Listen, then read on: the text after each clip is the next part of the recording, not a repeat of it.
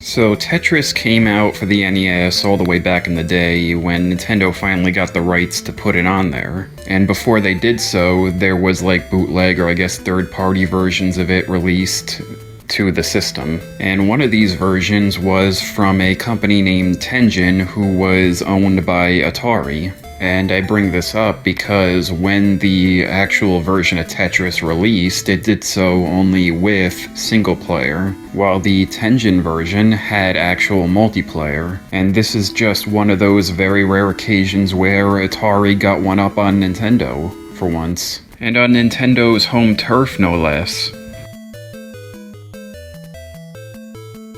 Alright, so there's something in Fallout New Vegas that kind of bugs me because it makes no sense, story-wise I should specify, because when you finally find Benny and then you end up going into his hotel suite, you find Yes Man. Yes Man being a Securitron that he stole from Mr. House and has hidden away in his secret room. But then later in the game, he stops appearing up there and starts appearing right down on the strip. And I get this from a gameplay aspect because it would be very annoying to keep going all the way back upstairs just to meet with him. But then again, story-wise, it just doesn't because you have a Securitron there that the other ones would notice has a different face and probably would notice is the one that's been stolen. He realistically should have been taken down and deactivated, and then Mr. House would try and find a way from preventing him from coming back in a different Securitron.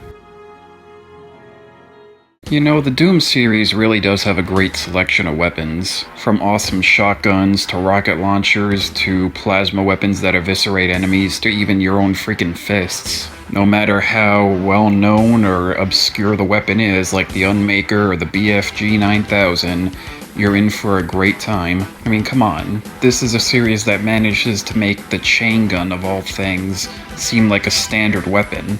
That's impressive in my book. Alright, so you know in Battle for Bikini Bottom how there's the many different types of tikis? Like the one that flies or the one that explodes after a bit? Well, there was also the one where you could only get up to it by sneaking called the Shush Tiki. And well, I never understood how the hell you were supposed to hit these things on slides. Or really why they were on slides to begin with. Since there was like absolutely no way to be sneaking on slides and they would just always disappear when you got close enough. I mean, I get the ones that were holding the Thunder Tikis, that's just like an early warning for you to jump, but to actually hit the ones that are just out there by themselves, it's like nearly impossible. Although I will say it does feel really good when you do actually hit them, even if it is by pure luck.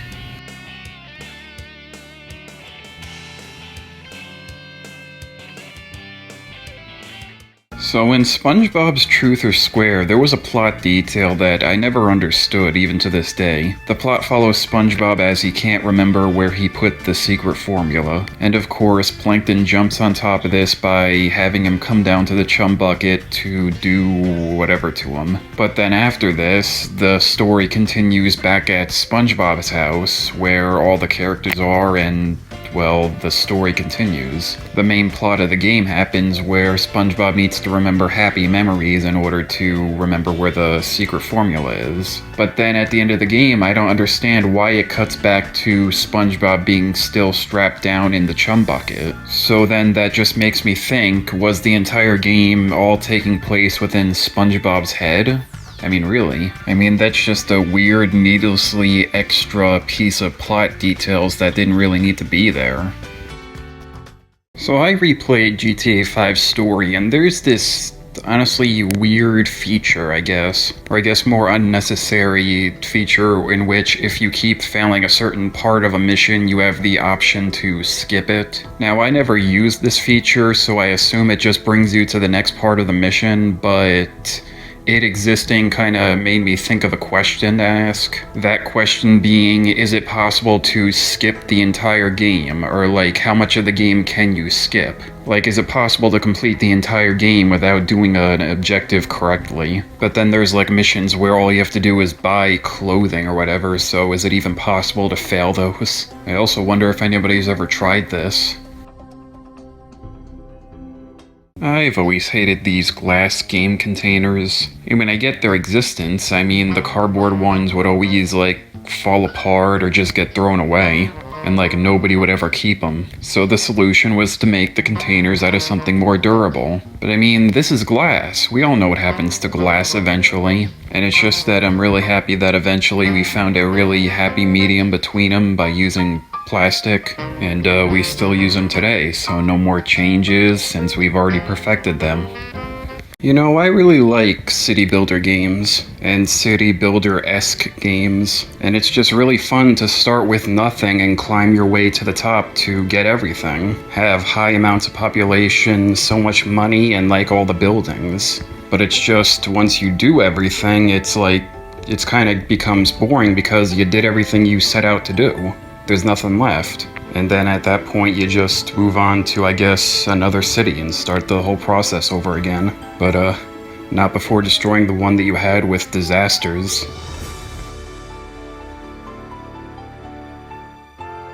Alright, so you know The Simpsons Hit and Run, the classic GTA clone from, well, The Simpsons. You know, it's a fun game for those who couldn't play GTA, like me. Plus all the added Simpsons bonuses, like the references and the characters.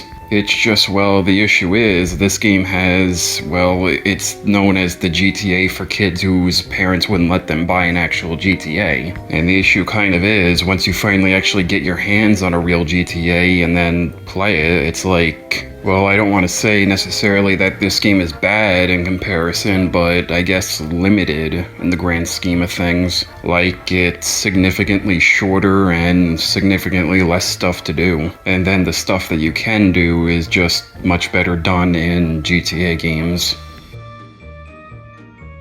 So in Wolfenstein 3D, you have a small selection of weapons that you could use, them being a pistol, MP40, and a chain gun. And the three of these are very useful weapons as they slaughter anything in front of you, basically. And you're virtually always going to be using those types of weapons unless you manage to run out of ammo completely, in which then you would be stuck with just your knife. But other than that, you'll probably never use it, and it's just an underutilized weapon all the way through. But then that made me think, has there ever been somebody crazy enough to try and beat this entire game with just a knife? Possibly even on the hardest difficulty. Regardless, I would imagine that to be a very hard challenge for this game to do. In GTA games, you have the ability to buy weapons from ammunition stores, and that was one way to get weapons in the game, but they were also scattered throughout the world as well as NPCs holding them. And because of this, I always found it like as a personal challenge, I guess, to beat these games without ever buying anything from the gun stores, since it is entirely possible to get yourself completely armed to the teeth as well as get body armor from just pickups throughout the world if you like memorize it, because like once you find something you always know to go back there just to get whatever you need. Or again, you could just get into a car real quick and run over an enemy with a weapon and take it. And I guess in the case of GTA 5 and I guess 4, there are many missions that give you weapons just for doing them, so then you're secured that way as well. And I'm also just remembering to never fail, get into a cop car to get a free shotgun. Minecraft has an unfortunate never-ending cycle. Like, you go in, make a new world, and then go and do whatever in it, build a bunch of structures, go defeat the Ender Dragon, whatever else. But then you stop playing for a while, then like an update comes out or you just want to get back into the game, and well, you start up another world. And I guess do all the same things again. And it's just now that previous world that you put all that time into is just gone. Well, not gone, but like, you don't play it anymore. And I guess that is the tragedy of Minecraft. You put so much time into one world, even though in the back of your mind you know that one day you will abandon it. Fallout New Vegas was one of my first, experiences with an open world game. And maybe at first I didn't really understand it, but once I got out of the first, area, it kinda just dawned on me. Because I went over a hill or whatever, and then saw, a cross out in the distance, and I realized, oh shit, I could just go walk up to that cross. There's nothing preventing me from doing so. And from that realization, I guess I learned that I love these types of games, just being able to go wherever you want, whenever you want.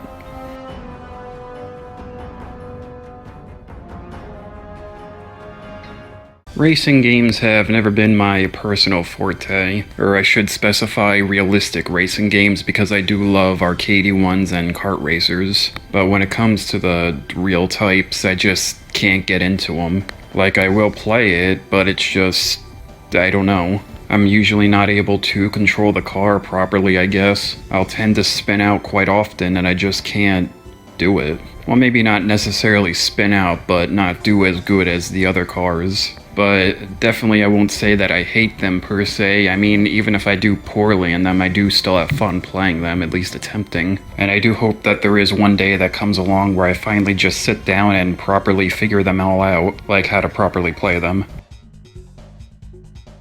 It seems like there are 3 different types of categories of returning to games that you played as a kid as an adult. Negative ways, I should say, because there is always the possibility of returning to a game and it just being as good as you remember, or even better. Or the slightly negative, it's still a good game, but not as good as you remember. But anyway, the first of which is games that you loved playing as a kid, but then if you play them now, you find them insufferably boring and question how you ever liked them to begin with. The second were games that you were ridiculously good at, but now when you return to them, you kinda just can't keep up with them like at all. And the third were games that you played that you just had no clue what you were doing, but then you return as an adult thinking that you could finally figure it out, but then you still have no clue what you're doing. And I guess all of these sting in different types of ways, but that last one really does sting the worst. It always felt like in Call of Duty Zombies that the game would just give you the wonder weapon, like, easily. You know, like, here's the Wunderwaffe, here's the Thunder Gun, here's the Zap Guns. And it also seemed to be true with the special grenades, since those got handed out like candy. But like, the second the game catches wind of you starting the Easter egg, they just start disappearing. Like, not appearing at all. Mainly in the maps where you need them to do the Easter egg. Like on Moon, you'll keep hitting the box but never get QEDs, or in Call of the Dead, never get the VR11. And this is just me thinking out loud, but I do genuinely wonder if they programmed it like that, or if it's just been general bad luck. But then again, it always seems like the box is teasing you by, like, showing them, then having them disappear at the last second. So then who knows? When Sonic CD released, it did so with 2 completely different soundtracks. One for the Japanese and European markets, and one for the American markets. And well, there's a bit of irony in the reasoning for this, which is because Sega of America did not like the original Japanese soundtrack, so they decided to make an entirely new one. And this is ironic because the Japanese soundtrack for this game is often considered one of the best in the whole series, while the US soundtrack is kind of thrown under the bus because of that. But hey, the way I see it, the more Sonic music, the merrier. I never liked the ending cutscene in Battle for Bikini Bottom. You know, it's like you finally fought your way all the way to the Chum Bucket by getting all the golden spatulas that you needed. You've defeated the Robot SpongeBob and Robot Plankton, and the game rewards you by just having a non-ending. You know, instead of all the robots like blowing up or something, it's just all the Robot Planktons coming out, and they just linger on it. Like nothing happens. And then Sandy reminding the player that there's still robots to go out and destroy. And although I do hate it, I will say that I get what it's trying to do. It's trying to make the people who didn't 100% the game go back out and 100% it. But then on the other hand, it makes me wonder if this was purposely done for like a setup of a sequel that never came to be. But then on that front, I guess we'll never know. Alright, so you know how in Sonic Adventure you have the multiple stories that you unlock while playing as Sonic? Like, you go through it, then you meet up with Knuckles, and then you unlock the ability to play as Knuckles. I've always wondered, has anybody ever played this game or beaten it through playing those stories first before Sonic's? Like, what I mean is, the first person you meet is Tails, and then you immediately unlock his story. Has anybody ever, like, played through his entire story, then went back to Sonic? And then repeat that process with all the other characters, leading to you finishing, like, Sonic's story last? I'd imagine that it'd be a pretty interesting way to play this game. Alright, so everyone knows Pac-Man, right?